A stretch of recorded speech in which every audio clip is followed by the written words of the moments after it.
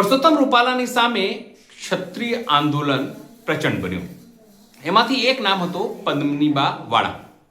એક દિવસ પહેલા જ તેઓએ ભાજપનો વિરોધ કરવાની વાત કરી. પછી અચાનક ઈશુદાન ગઢવી એટલે કે આમ આદમી પાર્ટીના પ્રદેશ અધ્યક્ષ તેમને ફોન પર વાત કરે છે અને તેમને કન્વિન્સ થઈ જાય કે તેમને આમ આદમી પાર્ટીમાં જોડાવું છે.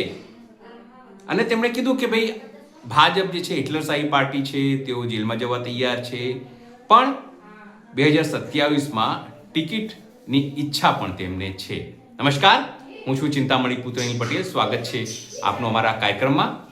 આ અંગે ગુજરાત પ્લસ અને ન્યૂઝ પોર્ટલે પદ્મનીબા સાથે વાત કરી, કારણ કે તેઓ અમદાવાદ આવે છે, આમ આદમી પાર્ટીમાં જોડાય છે અને પરત જતા રહે છે.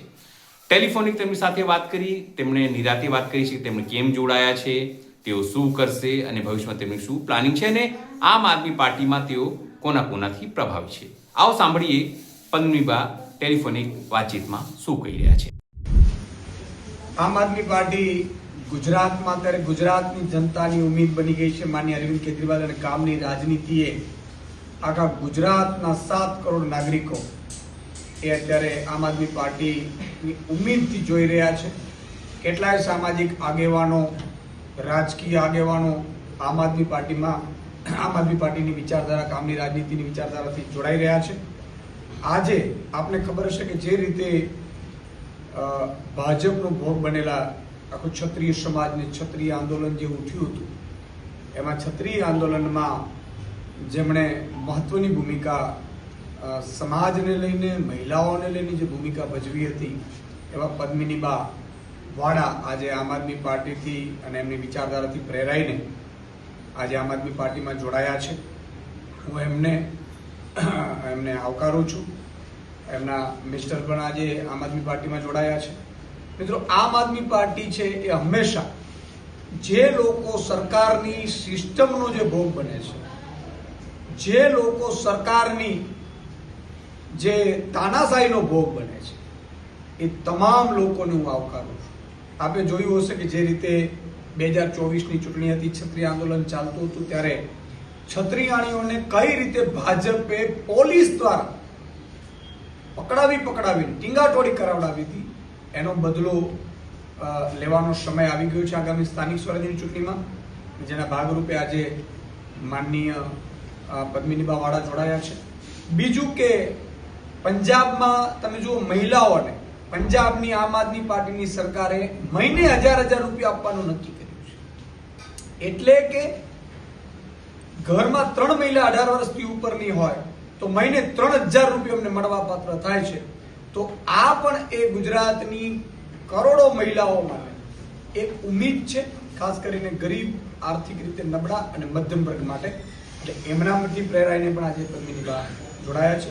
હું એમને આવકારું છું અને આગામી સમયમાં વધારે મહિલાઓ એમની આગેવાનીમાં આમ આદમી પાર્ટીમાં જોડાશે મને વિશ્વાસ છે. લોકોનો અવાજ છે, એનેથી હું પ્રેરિત થઈ અને આજે હું જોડાઈ રહી છું. અને એક મારું આપ સૌને એક કહી દઉં કે આંદોલન દરમિયાન જ એક મારો ચહેરો પ્રખ્યાત નહોતો. આંદોલન પહેલા પણ છેલ્લા 15 વર્ષથી બહેનો દીકરીઓ માટેની એક હું અવાજ રૂપે અડધી રાતનો હોકારો હતી અને હજી પણ છું અને આગળ જતા પણ બહેનો દીકરીઓ માટે હંમેશા હું ઊભી રહીશ. આમ આદમી પાર્ટીમાં આજે એક ભાઈશ્રીએ વાત કરી કે દરેક બહેનોને મહિનામાં જે 1000 રૂપિયા આપવામાં આવશે, એ વાતથી પણ હું ખૂબ જ એક પ્રેરિત થઈ અને એક મને લાભ સરસ એવો મળ્યો છે કે લોકો વચ્ચે રહી અને દરેકનો અવાજ બની અને લોકોની અવાજ સાંભળવો અને કામ કરવું. આજે આપ જોઈ રહ્યા હશો કે બીજી બધી પાર્ટીઓ હોય છે એ ખાલી વાતો કરે છે, પણ આમ આદમી પાર્ટી જોઉં છું ઘણા ટાઈમથી કે વાતો નથી કરતા, તરત રિઝલ્ટ લઈ આવે છે. ઘણા બધા એવી બધી એક વાતો છે કે કરી એટલી ઓછી છે. નમસ્કાર, આપણી સાથે ક્ષત્રિય સમાજના જે આગેવાન છે અને 2022ની ચૂંટણીમાં જેમણે ઝંડો બુલંદ કર્યો હતો ભાજપની સામે અને પરસોત્તમ રૂપાલાની સામે, પદ્મિનીબા વાળા આજે વિધિવત રીતે આમ આદમી પાર્ટીમાં જોડાઈ ગયા અને ઈશુદાન ગઢવીના હસ્તે તેઓ આમ આદમી પાર્ટીમાં જોડાયા છે. બેન નમસ્કાર, આપ અમારી સાથે જોડાયા અને આપનો સમય આપ્યો એના માટે. સૌથી પહેલો મારો સવાલ એ છે કે આપ આમ આદમી પાર્ટીમાં જોડાયા છો, તો આમ આદમી પાર્ટી જ કેમ પસંદ કરી, કોંગ્રેસ કેમ નહીં? આમ આદમી પાર્ટી એક આમ લોકો કહીએ આપણે, સામાન્ય લોકો, એના વિચારો સાથે જોડાયેલી છે અને સામાન્ય લોકોનો અવાજ છે. એટલે મને એક આમ આદમી પાર્ટીની એક હું જોતી હતી કામગીરી, એટલે ખૂબ સારી છે, જે નાના માણસો માટેની છે અને એક કહીએ ને કે સત્ય સાથે ચાલનારી પાર્ટી છે. જી. એક દિવસ પહેલા કાલે જ આપણી વાત થઈ ત્યારે તમે કહેતા હતા કે હું કોઈ રાજનીતિમાં નથી જવાની, રાજનીતિમાં માનતી નથી એટલે, અને મને ઘણા લોકોનો ઓફરો આવે પણ હું જોડાતી નથી. તો પછી હવે જયારે તમે ફરી આમ આદમી પાર્ટીમાં જોડાયા છો તો લોકો સવાલ ઉભા નહીં કરે કે પદ્મિનીબા વાળા પણ તો રાજનીતિમાં જોડાઈ ગયા છે? ના, એવું નથી. હું પેલા પણ રાજકીય વ્યક્તિ હતી. જે આંદોલન થયું એની પેલા પણ હું રાજકીય વ્યક્તિ હતી અને બીજેપી પાર્ટીમાં જોડાઈ હતી 3 મહિના પહેલા, જયારે આંદોલન થયું એની પહેલા. અને પછી આંદોલન થયું અને બીજેપી પાર્ટીએ જે અમારા બહેનો દીકરીઓ છે, અમારા ક્ષત્રિય સમાજના બહેનોનું માન ન રાખ્યું.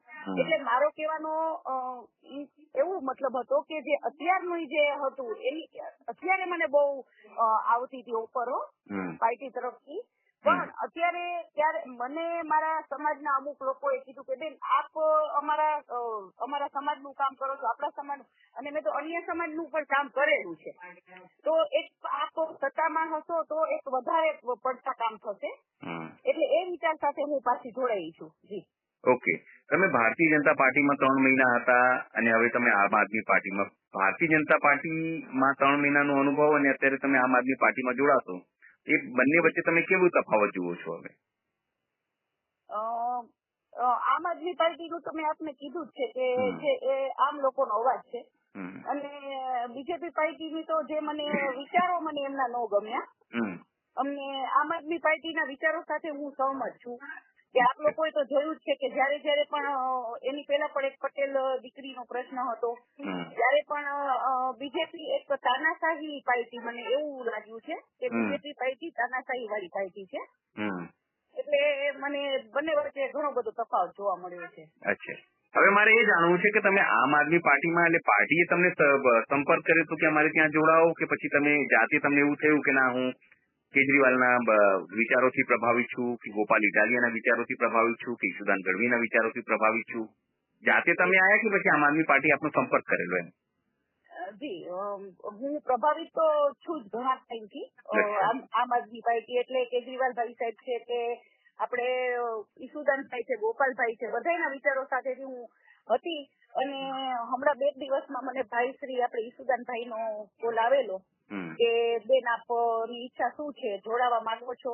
અને એની પહેલા પણ મારી થોડાક ટાઈમ પહેલા એવું હતું, પણ ક્યાંક ને ક્યાંક એવું લાગતું હતું કે સમાજનો પ્રશ્ન જે છે, પણ સમાજના અમુક લોકોએ જ કહ્યું કે ના બેન તમે રાજકીય થઈ જાઓ તો સમાજ માટે પણ સારું રહેશે.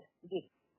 એટલે સમાજનો ઉદ્દેશને રાખીને આપ આમ આદમી પાર્ટી જોડાયા છે એવું કહેવા માંગુ છો, કે પછી કોઈ ટિકિટની કોઈ કમિટમેન્ટ વાત થઈ છે કે ભાઈ તમને કોઈ ટિકિટ આપીશું, કે તમે કેવી રીતે લડશો, કે જિલ્લા પંચાયત, મહાનગરપાલિકા? જી ના, મારે તો લોકો વચ્ચે રહીને કામ કરવાનું છે અને અત્યારે કોઈ મારે એવી ટિકિટની કે કોઈ એવી અપેક્ષા નથી. બરાબર, મારે ભવિષ્યમાં હું અપેક્ષા રાખીશ બરાબર એમએલએની, મારે એવી ઈચ્છા છે, પણ અત્યારે કોઈ એવી અપેક્ષા નથી. અત્યારે મારે લોકો વચ્ચે રહી અને લોકોના કામ કરવાના છે અને મારે સર્વ સમાજના કામ કરવાના છે. મારા માટે સર્વ સમાજ સર્વોપરી છે. અત્યારે જે રીતે આમ આદમી પાર્ટીના કાર્યકર્તાઓ, તમારા રાજકોટમાં પણ આમ આદમી પાર્ટીના ઉમેદવારો પોલીસ કેસ થઈ રહ્યા છે, એટલે જે કેસો તમારા આંદોલન ચાલતા હતા ક્ષત્રિય સમાજના એ સમય દરમિયાન થઈ રહ્યા હતા, એવા જ રીતે અત્યારે આમ આદમી પાર્ટીના તમામ નેતાઓ છે, ઈશુદાનભાઈથી માંડીને ચૈત્ર વસાવા, તમામ લોકો સામે કેસો થઈ રહ્યા છે. તો શું તમે આવા કેસો માટે તૈયાર છો? કારણ કે આરોપ છે આમ આદમી પાર્ટીનું કે તમારા તમામ નેતાઓને આ લોકો દબાવે છે, આવું કરે છે. ચોક્કસ, હું તો કેસ માટે પણ તૈયાર છું અને જેલમાં જવા માટે પણ તૈયાર છું. બરાબર છે, સત્યની લડાઈ માટે તો ગમે આપણે ભોગ દેવો જ પડે છે. અને જે બીજેપી પાર્ટી પાસે પોલીસ સિવાય બીજું કઈ છે જ નહીં. એ લોકો તાનાશાહી કરે છે અને પોલીસને વચ્ચે રાખી અને લોકોને દબાવે છે. સામાન્યમાં જો આવડું મોટા જે આપણા ઈશુદાનભાઈ છે, જો એને પણ આ દબાવણી દેતા હોય તો આવું તો ઓલ ઓવર ગુજરાતમાં કેટલા લોકોને આ સાચા માણસોને દબાવતા હશે પોલીસ દ્વારા. જી. આપનો આભાર. અને ખાલી છેલ્લો પ્રશ્ન કે હવે આપ આમ આદમી પાર્ટીમાં આપ કેવી રીતે યોગદાન આપવાના છો પોતાનું? જે પણ મને જવાબદારી સોંપવામાં આવશે એ હું એક મારા પૂરા ઓલાથી હું જવાબદારી નિભાવીશ. આપનો આભાર પદ્મીબા, આપ જોડાયા અને આપના વિચારો આપણે શેર કર્યા. ખૂબ ખૂબ આભાર આપનો. પદ્મીબાની વાત સાંભળીને આપને શું લાગે છે જરૂરથી અમારા કોમેન્ટ બોક્સમાં કોમેન્ટ કરજો. એ સિવાય અમારી યુટ્યુબ ચેનલ લાઈક કરો, સબસ્ક્રાઇબ કરો, બેલ આઇકન દબાવો. સાથે અમારી વેબસાઇટ છે www.gujaratplus.in. ત્યાં પણ જઈને તમે વધુ અપડેટ થઈ શકો છો. અત્યાર માટે બસ આટલું જ. નમસ્કાર.